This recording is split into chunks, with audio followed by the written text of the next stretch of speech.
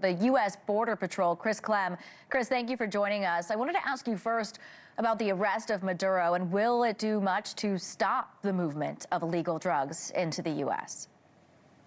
Well, good afternoon. And yes, let's, very clearly, and the president stated, he is a fugitive. He's a narco-terrorist, and he's got, he does have blood, American blood on his hands. And so his arrest is a good thing for disrupting the, what was really the conduit from the southern hemisphere into the northern hemisphere are all sorts of national security threats, to include narco trafficking. And so, yes, I think his arrest and this what will play out over the next several days and weeks will be a great thing for our national security, especially when it comes down to destabilizing and disrupting narco trafficking.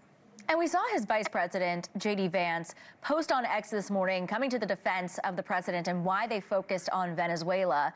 There is that question. He said, third, yes, a lot of fentanyl is coming out of Mexico. That continues to be a focus of our policy in Mexico and is the reason the president shut the border on day one. Do you see the president either conducting more strikes in Venezuela or going on to other countries that may be, as they say, allowing drugs into the U.S., whether it's Colombia, Mexico, Cuba, or others?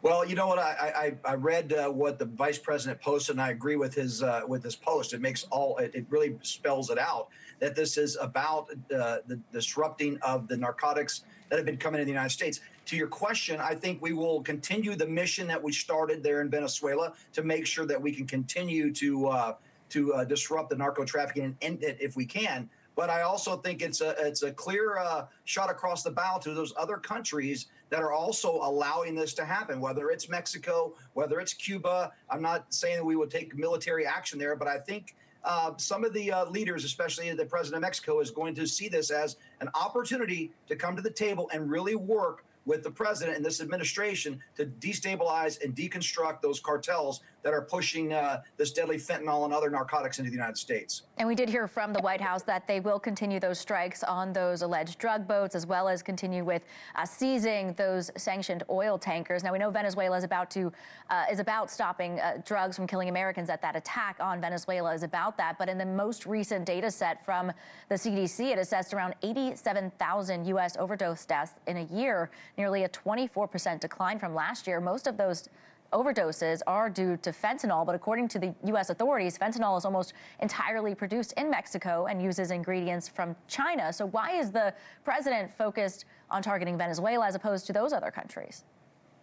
Well, as mentioned in some of the previous segments, and even the president mentioned the Cartel de los Solos. Right? This is where it's all coming together. It's the crossroads from all the suppliers and sourcing countries are coming into Venezuela and working their way north into the U.S. border. So, yes, the precursors, the source drugs are coming into Mexico where it's being produced and smuggled in. So you start chopping the snake, the head of the snake out and off there in Venezuela. I think that's the key. And then you continue to work the operations strategically, to make sure that we are taking every opportunity we can to protect America. I find it odd that we have so many Democratic leaders saying this isn't about America first. It absolutely is. It's about protecting Americans from the poison that's been happening and securing our borders beyond the border before it even reaches the threat at our southern border or northern border. So I applaud this administration for doing what is necessary to keep Americans safe, and I hope they continue to do it, again, smartly, precisely, and get in and out and make the impact that they've made,